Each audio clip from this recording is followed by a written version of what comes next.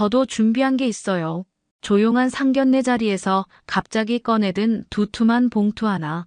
그 안에서 나온 건 상상도 못한 충격적인 진실이었습니다. 1억 6천만 원의 혼수를 요구했던 예비 며느리. 과연 그녀의 정체는 무엇이었을까요? 단 한 장의 서류가 모든 걸 뒤바꿔 놓았고 완벽해 보였던 사랑은 순식간에 무너져 내렸습니다. 눈물로 얼룩진 상견례 현장에서 벌어진 반전의 순간들. 하지만 이건 단순한 사랑 이야기가 아닙니다. 치밀하게 계획된 누군가의 음모였고 한 어머니의 예리한 직감이 막아낸 거대한 사기극이었거든요. 대체 무슨 일이 있었던 걸까요? 그 충격적인 진실을 지금 공개합니다. 1초밖에 걸리지 않는 구독과 좋아요 눌러주시면 이야기가 더 재미있으실 거예요. 그럼 지금부터 시작합니다. 귀촌한 지 벌써 3년이 지났습니다. 도시의 매연과 소음을 뒤로하고 이곳 산자락 아래 작은 마을에 정착한 뒤로 매일 아침이 평온했죠. 창문을 열면 새들의 지저귀이 들리고 멀리 산등성이가 안개에 쌓여 신비로운 풍경을 만들어냅니다. 20년 동안 수제청 공방을 운영하며 맨손으로 일궈낸 자산이 있었기에 이런 여유로운 삶이 가능했던 거죠. 남편을 일찍 떠나보내고 홀로 승호를 키우며 악착같이 살았던 세월이 엊그제 같은데 어느새 그 아이가 34살이 되어 지방 공기업에서 과장 직책까지 맡고 있습니다. 부드럽고 착한 성격 때문에 가끔 우유부단한 모습을 보이긴 하지만 그래도 성실하게 살아온 아들이 자랑스러웠어요. 주말마다 이곳까지 찾아와 텃밭일을 도와주고 함께 저녁을 먹으며 근황을 나누는 시간이 제겐 가장 소중한 순간이었습니다. 그런데 지난주 승호가 뭔가 다른 표정으로 찾아왔어요. 평소와 달리 얼굴에 설렘이 가득했고 말투도 어딘지 들뜬 기색이 역력했습니다. 저녁을 먹고 난 뒤 거실에 앉아 차를 마시는데 승호가 조심스럽게 입을 열었어요. 엄마, 제가 소개해드리고 싶은 사람이 있어요. 순간 가슴이 두근거렸습니다. 이제 그럴 나이가 되었다는 걸 알고는 있었지만 막상 그 순간이 오니 복잡한 마음이 들었죠.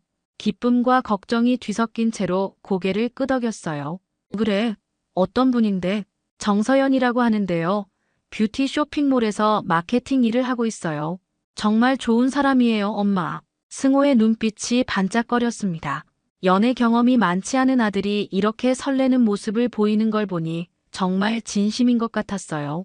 그동안 일에만 매진하느라 연애에는 소홀했던 승호였는데 드디어 마음을 줄 사람을 만난 모양이었습니다.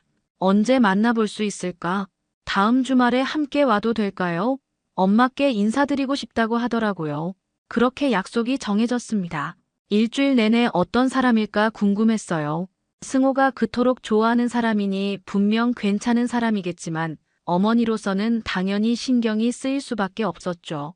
마침 텃밭에서 기른 상추와 깻잎도 싱싱하게 자라 있었고 손수 담근 매실청도 잘 익어가고 있어서 정성스럽게 준비할 수 있을 것 같았습니다. 드디어 그날이 왔습니다. 오후 2시쯤 승호가 차에서 내리더니 조심스럽게 여자분의 손을 잡고 현관으로 걸어왔어요. 첫인상이 참 단정했습니다. 키가 적당하고 얼굴도 맑아 보였죠. 화장도 진하지 않게 자연스럽게 해서 호감이 갔어요. 안녕하세요, 어머님. 정서연입니다. 정서연이 깍듯하게 인사를 드렸습니다. 목소리도 차분하고 예의 바른 모습에 마음이 놓였어요. 이런 사람이라면 승호와 잘 어울릴 것 같다는 생각이 들었습니다. 집 안으로 들어와 거실에 앉은 정서연의 모습을 자세히 살펴보니 더욱 마음에 들었습니다. 옷차림도 수수하면서 단정했고 앉는 자세며 말하는 태도가 예의 바른 가정에서 자란 티가 났어요. 제가 직접 우린 보리차를 내어주자 두 손으로 받으며 깊숙하게 고개를 숙였죠. 어머님께서 직접 우리신 차라니 정말 감사합니다. 아니에요. 별거 아닌 걸 가지고. 우리 승호가 평소에 어머님 이야기를 많이 했어요. 정서연이 수줍게 웃으며 말했습니다. 승호를 바라보는 눈빛이 따뜻했고 진심으로 좋아하는 게 느껴졌어요. 두 사람이 서로를 바라보는 모습을 보니 제 마음도 흐뭇해졌습니다. 승호야, 너희 둘이 언제부터 사귀기 시작한 거니? 벌써 8개월 정도 됐어요, 엄마. 회사 근처 카페에서 처음 만났는데 서연이가 노트북으로 일하고 있더라고요. 승호가 정서연을 바라보며 애정 어린 눈빛으로 말했습니다. 정서연도 부끄러워하며 볼이 살짝 붉어졌어요. 젊은 연인들의 모습이 참 보기 좋았습니다. 점심을 함께 먹으며 정서연에 대해 더 알아갔어요. 부모님과 함께 살고 있다고 했고 뷰티 관련 온라인 마케팅 일을 프리랜서로 하고 있다고 했습니다. 요즘 젊은 사람들은 다양한 일을 한다는 걸 새삼 느꼈죠. 말하는 것도 차분하고 논리적이어서 똑똑한 사람이라는 인상을 받았어요. 어머님, 승우 오빠가 정말 효자세요. 주말마다 이렇게 찾아뵙는다고 하더라고요. 그런가요? 저한테는 그냥 당연한 일인데.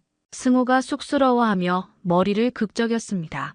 정서연이 승우의 좋은 점들을 하나하나 말해주는 걸 들으니 기분이 좋았어요. 내 아들을 알아봐주는 사람이 있다는 게 고마웠습니다. 식사를 마치고 마당을 함께 거닐었습니다. 제가 직접 가꾼 텃밭을 보여주자 정서연이 진심으로 감탄했어요. 와, 정말 대단하세요. 이 모든 걸 혼자서 기르신 거예요? 네, 시간도 많고 해서요. 농약 없이 키운 거라 정말 싱싱해요. 정서연이 상추잎을 만져보며 신기해했습니다. 도시에서 자란 아이라 이런 걸 직접 보는 게 신선한 모양이었어요. 순간 마음속에서 확신이 들었습니다. 이 아이라면 승호와 행복하게 살 수 있을 것 같다는 생각이 들었죠. 저녁 무렵 두 사람이 돌아가려고 할 때였습니다. 갑자기 마음에서 우러나오는 말이 나왔어요. 서연아, 승호야, 너희 둘 결혼 준비할 때 집 걱정은 하지 마라. 두 사람이 놀란 표정으로 저를 바라봤습니다. 도시 근교에 괜찮은 신축 빌라가 하나 있어. 10억 정도 하는데 그걸 너희에게 선물로 주고 싶다. 정서연의 눈이 순간 커졌습니다. 승호도 당황한 듯 입을 벌렸어요. 어머니, 그런 큰 선물을. 괜찮아. 우리 승호가 좋은 사람 만나서 행복하게 사는 게 내 소원이야. 돈은 벌려고 모은 게 아니라 이런 때 쓰려고 모은 거잖니. 정서연이 갑자기 눈물을 글썽이더니 제 손을 꼭 잡았습니다. 어머님, 정말 감사합니다. 진심에서 우러나온 눈물인 것 같아 저도 마음이 뭉클했어요. 이런 좋은 며느리를 만나게 해준 하늘에 감사했습니다. 그로부터 일주일 뒤 약속대로 빌라를 보러 가는 날이 왔습니다. 도시 근교의 신축 빌라 단지는 깔끔하고 모던한 외관이 인상적이었어요. 주차장에서 내리자마자 정서연과 함께 온 여성분이 눈에 들어왔죠. 정서연이 소개해주길 어머님이라고 했는데 정미옥이라는 분이었습니다. 안녕하세요, 어머님. 정미옥입니다. 평소 서연이가 어머님 칭찬을 정말 많이 했어요. 정미옥은 예의 바르게 인사를 드렸지만 왠지 제 주변을 한번 훑어보는 시선이 느껴졌습니다. 제가 타고 온 차며 입고 있는 옷차림을 슬쩍슬쩍 살피는 게 보였어요. 별거 아닌 일이라고 생각하며 함께 빌라 안으로 들어갔습니다. 와, 정말 멋있네요. 이런 곳에서 신혼생활을 시작할 수 있다니. 정서연이 거실을 둘러보며 감탄했습니다. 넓은 거실과 깔끔한 주방, 그리고 큰 창문으로 들어오는 햇살이 정말 아름다웠어요. 승호도 만족스러운 표정으로 여기저기를 살펴보고 있었습니다. 그런데 정미옥의 반응이 조금 달랐어요. 빌라 곳곳을 살펴보면서 마치 감정사라도 된 듯 자세히 관찰하고 있었습니다. 벽지 재질을 만져보고 바닥재를 자세히 들여다보더니 고개를 끄덕이는 모습이었죠. 어머님 안목이 정말 좋으시네요. 이 정도 퀄리티면 인테리어도 그에 맞춰야겠어요. 정미옥이 웃으며 말했습니다. 그러자 정서연도 맞장구를 쳤어요. 맞아요, 어머님. 이렇게 좋은 집이니까 소파나 가전제품도 규격에 맞게 해야 하지 않을까요? 웃으면서 하는 말이었지만 뭔가 의도가 있는 것 같은 느낌이 들었습니다. 승호는 별 생각 없이 웃으며 그러게 좋은 집에는 좋은 가구가 어울리지라고 맞장구 쳤어요. 정미옥이 부엌 쪽으로 가더니 냉장고가 들어갈 자리와 식탁이 놓일 공간을 자로 재듯이 손으로 짚어보고 있었습니다. 그리고는 정서연에게 뭔가 속삭이듯 말하는 모습이 보였어요. 두 사람의 대화 소리가 작아서 정확히 들을 수는 없었지만 뭔가 계산하는 듯한 분위기였습니다. 어머님, 혹시 혼수 준비는 어떻게 하시는 게 좋을까요? 요즘 젊은 사람들은 어떤 식으로 하는지 잘 모르겠어서요. 정미옥이 조심스럽게 물어봤습니다. 혼수라는 단어가 나오자 분위기가 묘하게 변했어요. 정서연도 살짝 긴장한 듯한 표정을 지었습니다. 그런 건 나중에 천천히 상의해서 정하면 되는 거 아닌가요? 제가 대답했는데 정미옥이 고개를 끄덕이면서도 아쉬운 듯한 표정을 지었어요. 그렇긴 하지만 요즘은 미리미리 준비하는 게 일반적이더라고요. 특히 이렇게 좋은 집에 맞는 가구들을 찾으려면 시간이 꽤 걸리잖아요. 승호가 중간에서 엄마, 장모님 말씀도 일리가 있는 것 같은데요 라고 말했습니다. 아들이 정서연 편을 드는 모습에 살짝 서운한 마음이 들었지만 연애하는 남자가 다 그런 거라고 생각하며 넘어갔어요. 빌라 구경을 마치고 근처 카페에 앉아서 차를 마시는데 정미옥이 슬쩍 화제를 꺼냈습니다. 어머님께서 공방을 하셨다고 들었는데 정말 대단하세요. 요즘 수제식품이 인기가 많잖아요. 네, 그냥 소소하게 했던 거예요. 겸손하시네요. 서연이가 어머님이 정말 성공하신 분이라고 했는데요. 정미옥의 말에 정서연이 살짝 얼굴을 붉혔습니다. 뭔가 어색한 분위기가 흘렀어요. 그 순간 제 마음속에 작은 의문이 싹 텄습니다. 이 사람들이 저에 대해 미리 알아봤다는 뜻일까요? 그로부터 사흘 뒤 정서연에게서 연락이 왔습니다. 호텔에서 만나자고 하더군요. 혼수 관련해서 상의할 게 있다면서 정중하게 요청해 왔어요. 승호도 함께 가자고 했지만 정서연이 어머님들끼리 편하게 이야기하는 게 좋을 것 같다며 사양했습니다. 시내 한복판의 고급 호텔 로비에서 정서연과 정미옥을 만났어요. 두 사람 모두 평소보다 단정하게 차려입고 나왔더군요. 정미옥은 명품 가방을 들고 있었는데 가격이 상당해 보였습니다. 어머님 바쁘신데 시간 내주셔서 감사합니다. 정서연이 공손하게 인사했습니다. 호텔 카페로 자리를 옮겨 앉으니 정미옥이 두툼한 파일을 꺼내 놓았어요. 어머님, 저희가 준비한 자료가 있어요. 요즘 신혼부부들이 어떤 식으로 혼수를 준비하는지 알아봤거든요. 파일을 열자 깔끔하게 정리된 문서들이 나왔습니다. 표지에는 드림하우스 프로젝트라고 적혀 있었어요. 제목부터 뭔가 거창해 보였습니다. 이게 뭔가요? 혼수 리스트예요. 어머님께서 주신 빌라에 어울리는 가구와 가전제품들을 정리해봤어요. 정서연이 설명하며 첫 장을 넘겼습니다. 그런데 그 내용을 보고 깜짝 놀랐어요. 소파 하나가 800만 원, 냉장고가 600만 원, 세탁기가 400만 원. 모든 제품이 최고급 브랜드들이었습니다. 이게 다 필요한 건가요? 제가 당황해서 물었더니 정미옥이 웃으며 대답했어요. 어머님, 요즘 젊은 부부들은 이 정도는 기본이에요. 특히 그 좋은 빌라에 어울리려면 가구도 격에 맞춰야 하지 않겠어요? 페이지를 넘길 때마다 금액이 올라갔습니다. 침실 가구 세트 1,200만 원, 주방 가전 세트 1,500만 원, 거실 인테리어 2천만 원. 마지막 페이지에 적힌 총합을 보고 말문이 막혔어요. 1억 6천만 원이었습니다. 이 정도면 너무 과한 것 같은데요. 제가 조심스럽게 말했지만 정서연이 눈물을 글썽이며 말했어요. 어머님, 저희가 욕심을 부리는 게 아니에요. 승호 오빠가 그동안 얼마나 성실하게 살아왔는데요. 이 정도는 받을 자격이 있다고 생각해요. 정미옥도 거들었습니다. 맞아요.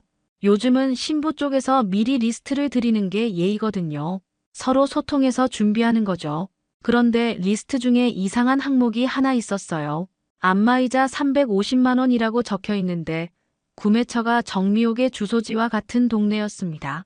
이 안마의자는 뭔가요? 아, 그건 제가 쓸 거예요.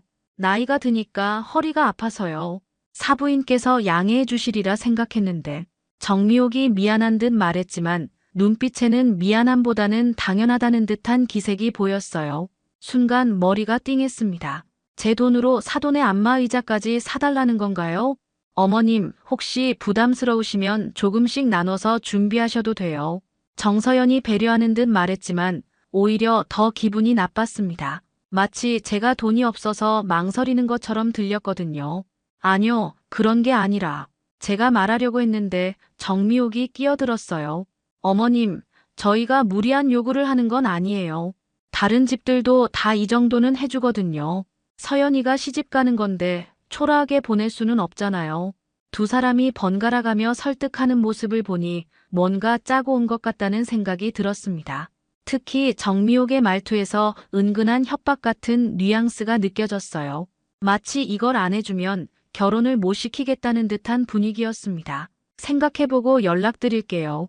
겨우 그렇게 말하고 자리에서 일어났습니다. 두 사람의 실망한 표정이 보였지만 더 이상 그 자리에 있을 수가 없었어요. 집으로 돌아오는 길 내내 마음이 복잡했습니다. 과연 이 사람들이 승호를 진심으로 좋아하는 걸까? 아니면 다른 목적이 있는 걸까? 확신은 없었지만 분명한 건 뭔가 잘못되었다는 직감이었어요. 호텔에서 돌아온 그날 저녁, 승호에게서 전화가 왔어요. 목소리에 걱정이 가득했습니다.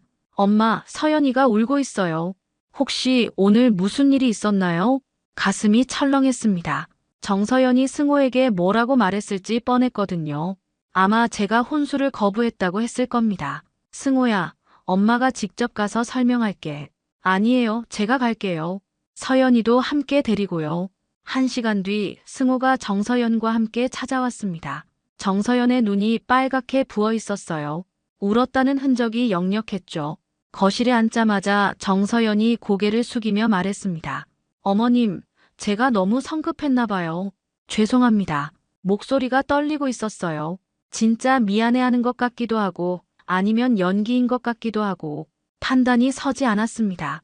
서연아, 그게 아니라 제가 말하려는데 승호가 끼어들었어요. 엄마, 서연이가 얼마나 마음 아파하는지 아세요? 자기가 욕심을 부린 것 같다고 밤새 울었어요. 승호의 목소리에 원망이 섞여 있었습니다. 제가 며느리를 울렸다는 식으로 몰아가는 분위기였어요. 이런 승호의 모습은 처음 봤습니다. 평소 순하고 착한 아들이 이렇게 나를 세우다니. 승호야, 엄마 말 좀 들어봐. 그 리스트가 얼마나 비현실적인지 아니? 비현실적이라뇨? 엄마가 10억짜리 집을 선물로 주신다면서 가구는 왜 안 되는 거예요? 승호의 말에 할 말이 막혔어요. 논리적으로는 틀린 말이 아니었거든요. 하지만 뭔가 다른 차원의 문제였습니다. 정서연이 눈물을 닦으며 조심스럽게 입을 열었어요. 어머님, 제가 설명을 제대로 못 드린 것 같아요. 요즘은 정말 이런 식으로 소통하는 게 일반적이에요. 신부가 미리 필요한 것들을 정리해서 드리는 거죠. 맞아요, 엄마. 서연이 친구들도 다 그렇게 했대요. 오히려 우리가 너무 구식으로 생각하는 거 아닌가요? 승호가 정서연을 감싸며 말했습니다. 두 사람이 한편이 되어 저를 설득하려는 모습에 서운함이 밀려왔어요. 특히 승호가 저를 구식이라고 표현한 게 마음에 깊이 박혔습니다. 그래도 1억 6천만 원은 너무. 어머님, 그럼 줄일게요. 정말 필요한 것들만 골라서 다시 리스트를 만들어 볼게요. 정서연이 애원하듯 말했습니다. 그런데 이상했어요. 정말 미안해한다면 아예 리스트를 포기하는 게 맞지 않을까요? 줄이자는 것부터가 여전히 뭔가를 받겠다는 의지의 표현 같았습니다. 서연아, 내가 정말 필요한 건 뭐니? 솔직하게 말해봐. 제가 직접적으로 물어보자 정서연이 잠시 당황하는 기색을 보였어요. 그러다가 다시 눈물을 글썽이며 말했습니다. 어머님, 저는 그냥 승호 오빠와 예쁘게 살고 싶어요. 근데 친구들이 다 신혼집에 놀러와서 너 시어머니가 정말 잘해주신다라고 말하는 걸 듣고 싶었어요. 순간 뭔가 이상하다는 생각이 들었습니다. 친구들에게 자랑하기 위해 혼수를 받겠다는 건가요? 결혼의 본질과는 전혀 다른 이야기였어요. 승호가 정서연의 손을 잡으며 말했습니다. 엄마, 서연이 마음 이해해주세요. 여자들은 이런 게 중요하잖아요. 그 순간 확신이 들었습니다. 이 사람들은 진짜 사랑이 아니라 다른 목적을 갖고 있다는 걸 말이에요. 특히 승호가 이렇게 변한 모습을 보니 더욱 확실해졌습니다. 연애에 빠져서 판단력이 흐려진 게 분명했어요. 알았어. 조금 더 생각해 볼게. 일단 그렇게 말하고 두 사람을 돌려보냈습니다. 하지만 마음은 이미 정해져 있었어요. 이 결혼을 막아야겠다는 결심 말입니다. 그러려면 확실한 증거가 필요했죠.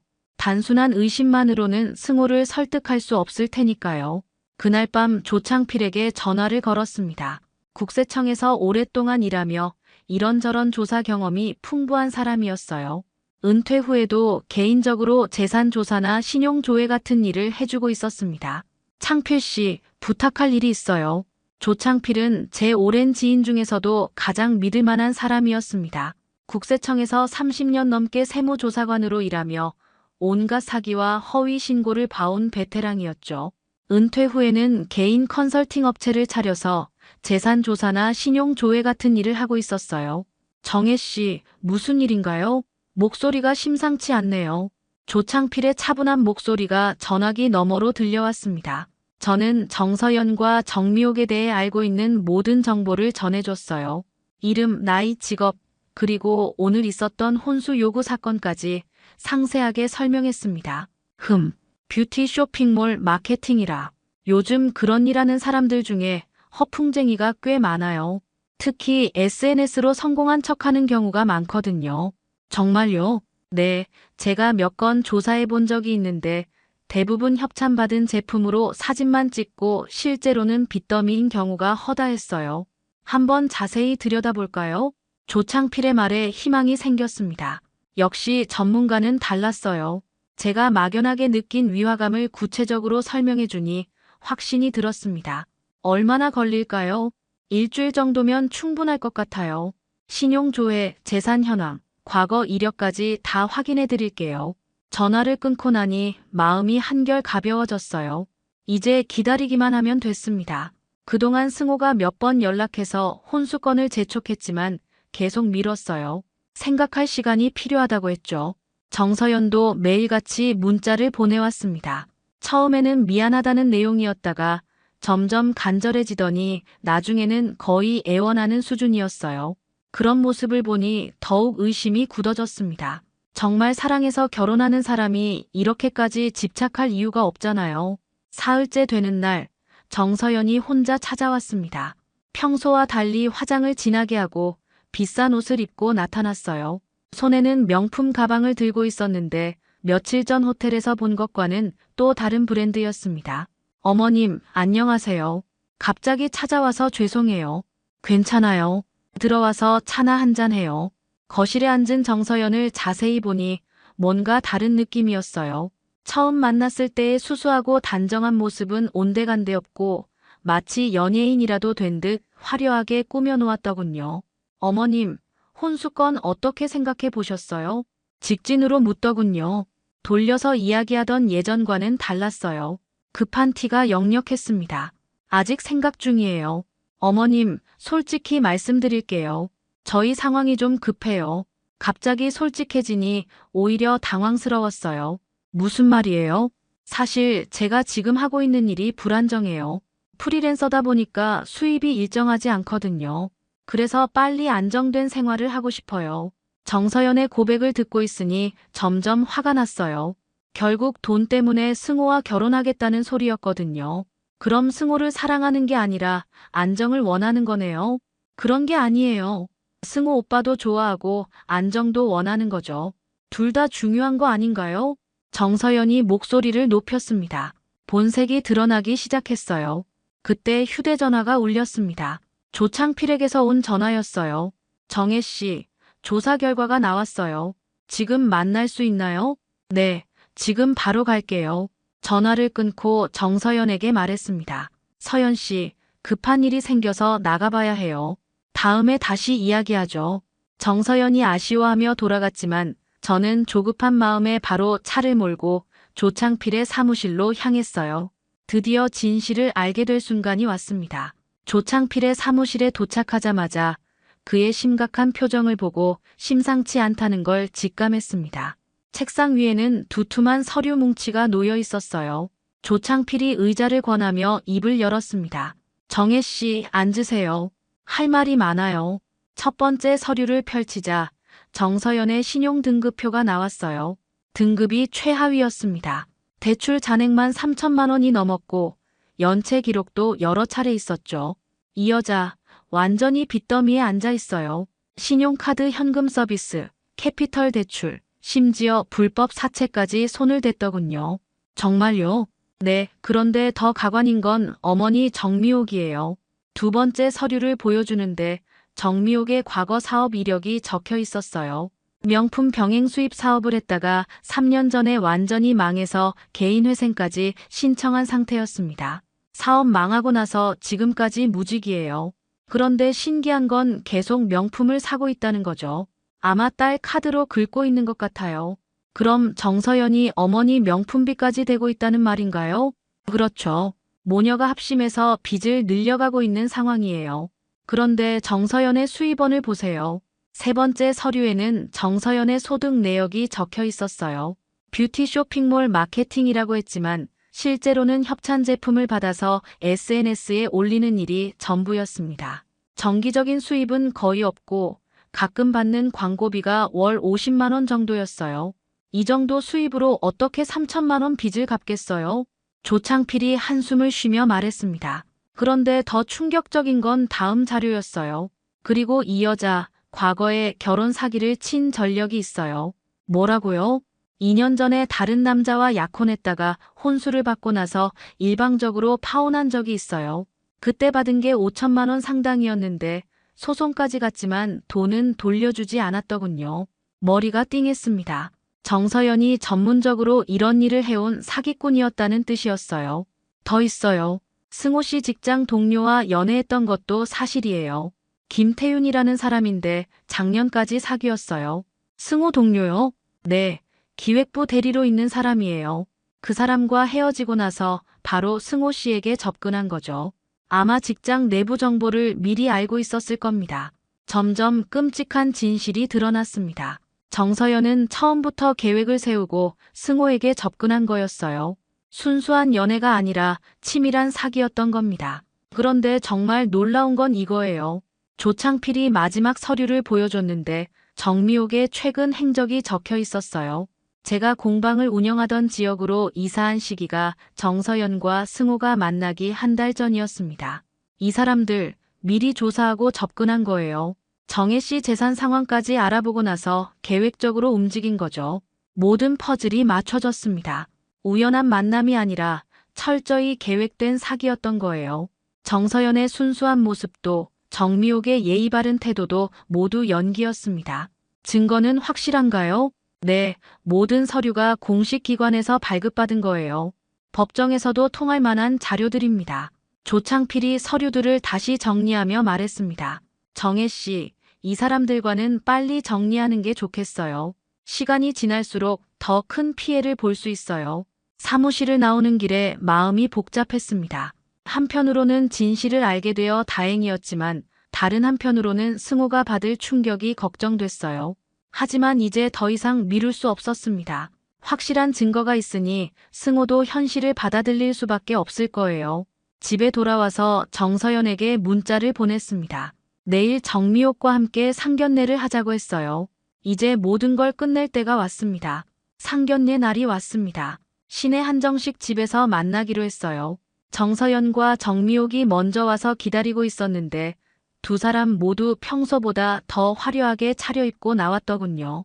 정미옥은 새로 산 듯한 명품 한복을 입고 있었고 정서연도 비싼 원피스에 명품 액세서리를 걸쳤어요.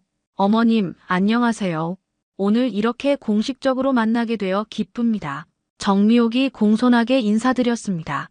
하지만 이제 그 예의 바른 모습이 가면이라는 걸 알고 있으니 전혀 속지 않았어요. 승호도 긴장한 기색으로 자리에 앉았습니다. 정서연이 그의 손을 꼭 잡으며 안심시키려는 모습이 보였어요. 아직 아무것도 모르는 순진한 아들이 안쓰럽기도 했지만 오늘은 진실을 말해야 할 때였습니다. 음식이 나오고 어느 정도 분위기가 무르익자 정미옥이 본격적으로 화제를 꺼냈어요. 어머님, 혼수건은 어떻게 정리하시기로 하셨나요? 애들 결혼식 날짜도 정해야 하고요. 그래요, 어머님. 제가 리스트를 다시 정리해서 꼭 필요한 것들만 골랐어요. 정서연이 가방에서 새로운 서류를 꺼냈습니다. 이번에는 1억 원으로 줄여왔더군요. 여전히 터무니없는 금액이었지만 마치 큰 양보를 한 것처럼 행동했어요. 그때 제가 준비해온 두툼한 봉투를 테이블 위에 올려놓았습니다. 저도 준비한 게 있어요. 봉투를 열자 조창필이 준비해준 서류들이 나왔어요.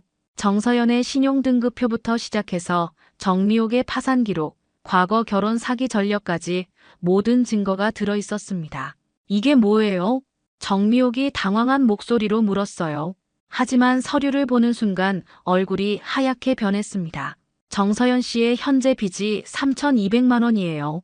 신용등급은 최하위고 연체 기록도 수십 차례네요. 승호가 믿을 수 없다는 표정으로 서류를 들여다봤어요. 그리고 정미옥 씨는 3년 전 사업 실패로 개인 회생을 신청하셨고 현재까지 무직 상태시죠. 이 모든 명품들은 딸 카드로 구입한 거였네요. 정미옥이 입술을 떨었지만 아무 말도 하지 못했습니다. 더 충격적인 건 이거예요. 정서연 씨, 2년 전에도 다른 남자와 약혼해서 혼수 5천만 원을 받고 일방적으로 파혼한 전력이 있어요. 승호가 정서연을 바라봤습니다. 정서연은 고개를 숙인 채 눈물만 흘리고 있었어요. 서연아, 이게 사실이야? 승호의 떨리는 목소리에 정서연이 더욱 울음을 터뜨렸습니다. 하지만 부인하지는 못했어요. 그리고 승호야, 너 직장 동료 김태윤 알지? 정서연이 작년까지 그 사람과 사귀었어. 너에 대한 정보를 미리 알고 접근한 거야. 이제 승호의 얼굴도 창백해졌습니다. 믿었던 사랑이 모두 거짓이었다는 충격에 말을 잇지 못했어요. 정미옥이 일어서려고 했는데 제가 막았습니다. 앉으세요. 아직 할 말이 남았어요. 마지막 서류를 꺼냈습니다. 정미옥이 제 공방 근처로 이사한 시기와 정서연이 승호에게 접근한 시기가 일치한다는 증거였어요. 처음부터 계획된 사기였네요. 우연한 만남이 아니라 치밀하게 준비해서 접근한 거였어요. 더 이상 변명할 여지가 없었습니다.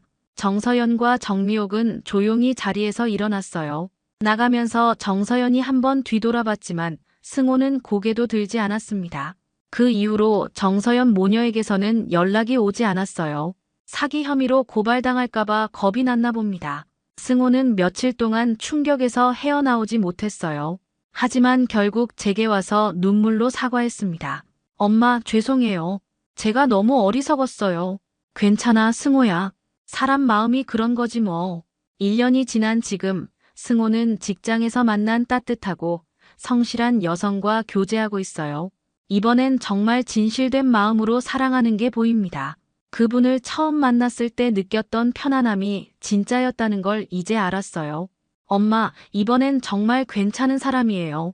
그래, 이번엔 엄마도 마음에 들어. 며칠 전 그분과 함께 차를 마시며 이야기했는데 명품이나 혼수에 대한 이야기는 전혀 나오지 않았어요.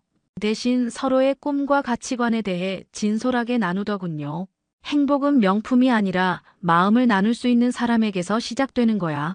제가 그렇게 말하자 승호가 고개를 끄덕였습니다.